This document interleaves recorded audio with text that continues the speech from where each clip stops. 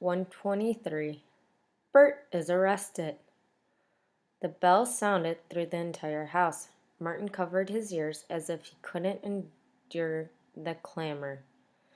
Bert said defiantly, "We'll not go to the door." Motionless, the three sat in silence. On and on the ringing continued, until Laura thought the bell pull must break. Would their unwanted visitor never go away? Moving cautiously, Bert rolled back the carpet and motioned Martin into the hole in the floor. Laura found she was still clutching Uncle Tom's cabin. If the slave catcher saw it, they'd be even more sure that a runaway was hidden in the house. Hastily, she handed it to Martin before Bert slid the trap door into place. A shout came from the front steps. "We know you're in there. Open the door." "You'll have to let them in," Laura whispered to Bert. "I'll count 10, came the deep voice from the porch. "If you aren't here, we'll break in." Please pause here and take some notes. Page 124. "Hurry," urged Laura. Bert was tugging at the carpet. "Wait till I get this straight." Laura jumped up and helped him, then recovered her sewing and sat tensely waiting. Bert left the room but returned immediately, saying, "I'll have to take the lamp so I can see who's here." "All right." Laura dropped her sewing. "I'm coming with you." They descended the stairs with Bert ahead, carrying the lamp. With every step, the counting on the porch came more clearly to their ears. 6, 7, "We're coming," shouted Bert. "Who's there?" The counting stopped. "Deputy Smith," came the answer. "Open up, Bert. I have a warrant for your arrest." "I haven't done anything wrong." "You can explain that. You're wanted for questioning." Laura heard another voice, one that was painfully familiar. "Don't argue with him. Out of my way and I'll push in the door." The voice belonged to Walt. She might have known he'd be behind this.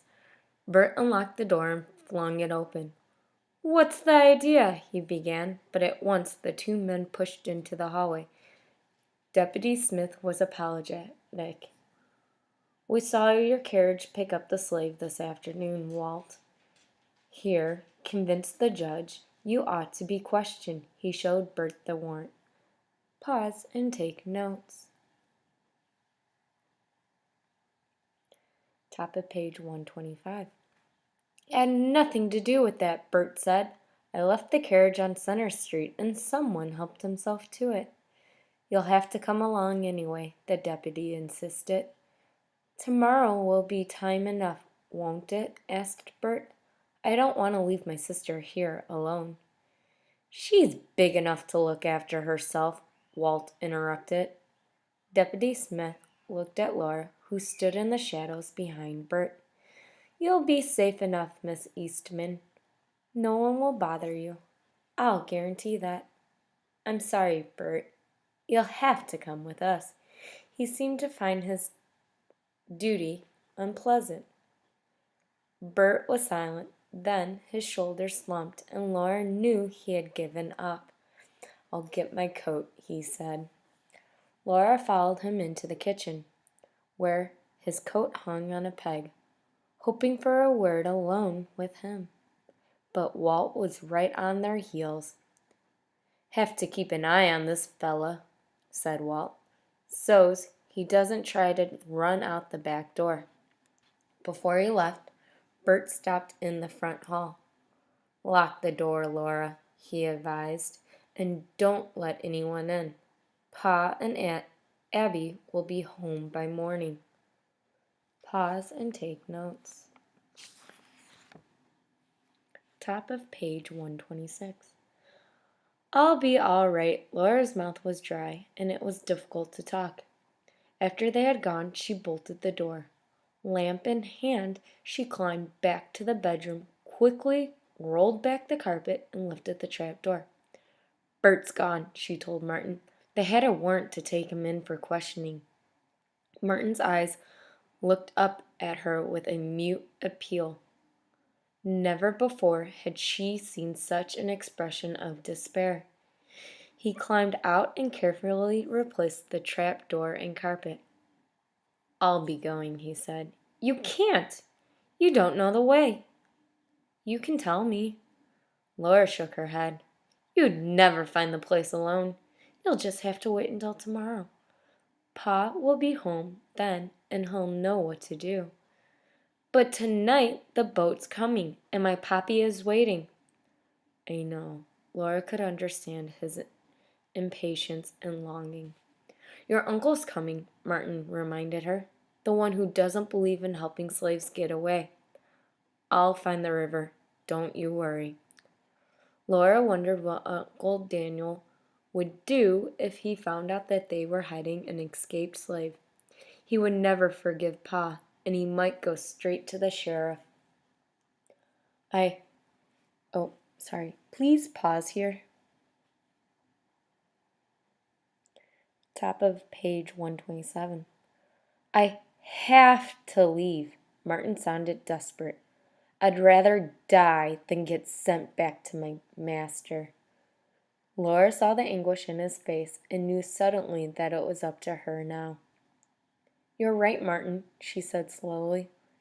"You'll have to leave tonight, but you can't go alone. You would get lost and you'd never get to the house on the river in time. I'm going with you." Martin's face showed such surprise that Laura almost laughed. "I can do it," she said stoutly. "I know how to get to the Tryon house." She began to make plans. "We won't go on the road. The slave catchers will be out tonight, especially now that George, that other slave, has escaped." Martin was mute, staring at her as if trying to decide if she had lost her mind. "We'll go through the woods," Laura said. "We'll stay as close to the road as we dare, so as not to get lost. You'll need a warm jacket. I'll see if Bert has one that will fit you." "I don't want to get you in trouble, Miss Laura." Martin looked more worried than at any time since she had first seen him. "You don't need to worry about me," said Laura. "I'm not like some girls who've never done anything but cook and sew and play on the piano. My mother used to say I was a tomboy. I used to know every nut tree and berry patch for miles around." She looked down at her long dress and noticed a three-cornered hole in the skirt where a thorny branch in the woods had caught it. Please pause here and take notes. Top of page 128. All at once, she realized what a difficult task lay ahead. She remembered how hard it had been to walk in her long skirts up the overgrown lane in Tryon's Folly by daylight. How could she expect to travel more than a mile around the edge of Lewiston, all the way to the river at night? She couldn't do it, and yet she had to. "I know what I'll do," she declared. "I'll wear a pair of Bert's pants." Taking the lamp with her, she ran to her brother's room, where a thorough search of the wardrobe and chest of drawers turned up an old brown shirt that was slightly large for her, plus Bert's Sunday pants and his school pants. Both were much too large, and besides, this trip through the woods and Tryon cellars would ruin them. Her brother's work pants were downstairs in the shed, but she knew they were no smaller than his good trousers. It wouldn't help to wear pants that would trip her up just as her skirts would. Why couldn't she have grown as fast as Bert? By rights, she should be bigger than he. Still, carrying the lamp, she entered the small attic that opened off Bert's room. Several boxes and trunks were stored under the slanting roof. In the third box she opened, she found exactly what she needed. Bert's clothes he'd worn as a boy, a pair of black pants, and a jacket. She also took out a coat that would fit Martin and a worn cap. Her own shoes would have to do. She would put on her sturdiest pair. Please pause here and take notes. Top of page 129. Back in Bert's room, she proceeded to dress in his old clothes, buttoning the jacket over Bert's brown shirt for warmth. For her final touch, she set his cap at a jaunty angle and tucked her long hair under it. A glance in the mirror showed her a mischievous face with big, excited eyes. She felt more alive than she had for years.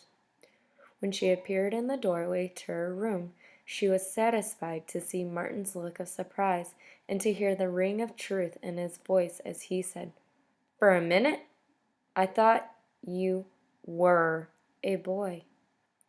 Time began to race. The moon was dropping lower in the sky, and as soon as it was out of sight, they must be ready to leave. Laura filled a lantern with potter's oil and stuffed several lucifers into a pocket of the jacket. Then, leaving a lamp burning on her dresser, she and Martin hurried from room to room, looking out of the windows on all sides of the house to see if anyone was lurking in the shadows. Just as she had begun to hope that the slave catchers had stopped watching the house, Martin called out softly from her parents' room. She reached the front window in time to see a man saunter past on the road. Even without the moon's light, she could see that his head was turned toward the house. A few minutes later, he came back again, walking in the same measured way. Please stop here and take notes. Top of page 130. "We'll have to watch him and leave the moment he's out of sight," said Laura. Putting out the light, she led the way down the stairs in the dark. In the pitch-black kitchen, she stumbled against a chair. If she couldn't find her way across her own kitchen, how could she make her way through the woods she had not been in for 4 years? Quietly, she opened the back door. "Stay close to me," she whispered to Martin. "We'll head for that tree." She pointed to a large maple that stood halfway between the house and the woods. "If anyone shouts at us, just keep going. Never mind about me. Just run." She made a slow, careful survey of the yard. Nothing moved and there was no sign. Someone could be hiding in the orchard to the right of the yard, or in the woods toward which she planned to run. But that was a chance she would have to take. "Do you see anyone?" she asked. "No," answered Martin. "Keep watching while I look for our sentry." She ran to the parlor and waited until the man stalked by and disappeared to the east. She raced back to the kitchen.